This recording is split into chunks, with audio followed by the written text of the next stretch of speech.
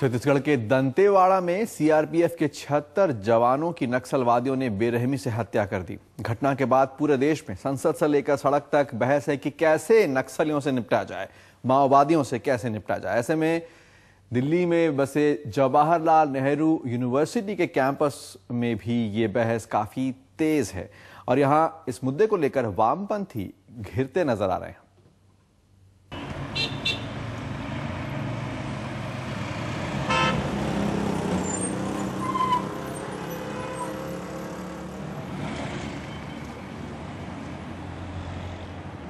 मैंने वोट नहीं किया, उसके भी एक माने निकलते हैं, तो उसमें मुझे लगा कि मेरा न्यूट्रल रहना भी एक पॉलिटिकल स्टांस बन जाता है। तो ऐसा नहीं है कि यहाँ पे केवल लाल रंग वाले ही लोग हैं, यहाँ पे देश का साथ देने वाले नेशनलिस्ट लोग भी बहुत ज़्यादा संख्या में। वो इस कैंपस का किसी भी इश्यूज पर नहीं आते हैं, लेकिन ऐसे इस तरह का कोई घटना हो जाता है तो सबसे आगे बढ़ करके वो पूरा एकदम वायलेंट उसमें कहा जाए तो कैंपस में करते हैं। If someone is dying in the Palestine तो देन वो बहुत बड़ा प्रोटेस्ट कर सकते हैं। अगर कोई मुंबई हमले में हमारे इंडियंस मर रहे हैं तो they always even note a single pamphlet, even note a single lightning of the single lamp. JNU को समझना है तो इन दीवारों से बातें करनी होंगी, इन पोस्टरों को देखना होगा और जानना होगा। बातें कब चाय से शुरू होकर ब्राजीलिया तक पहुंच जाएं, पता ही नहीं चलता। सब चुप भी हो जाएं तो ये पोस्टर बोलते रहते हैं, नक्सलवाद के समर्थन में और विरोध में, जिसे लेकर जेएनयू का माहौल गर्म है।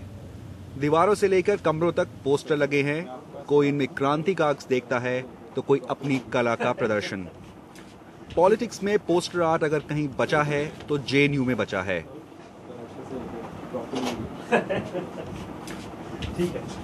यहाँ आने से पहले मुझे इनके बारे में, ज़्यादातर लोगों के बारे में जानकारी नहीं थी। जो उधर पोस्टर जो लगे हुए हैं, जिनको राष्ट्रवादी नेता के बतौर जाना जाता है आमतौर पर, उनके बारे में तो जानता था, लेकिन उनकी जो रेडिकल सोच है भगत सिंह वगैरह की, उसके बारे में लगभग नहीं जानता था।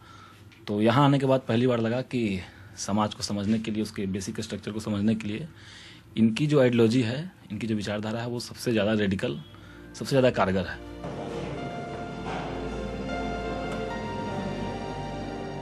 भोजन के काउंटर पर रोटी दाल के साथ रखे पर्चे बहस और रोटी लपेटने के काम आते हैं।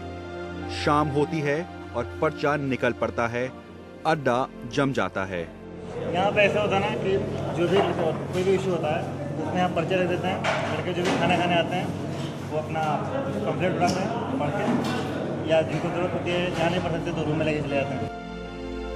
एक स्टूडेंट और एक समझदार स्टूडेंट होने के नाते आप ज़रूर किसी न किसी तरफ झुकाव रखते हैं कि कौन सही है कौन गलत है, ये नाप तोल रखते हैं। तो ये चीज़ जेएनयू में है कि लोग सोच के इस बात का विचार करने के लिए खुले हैं।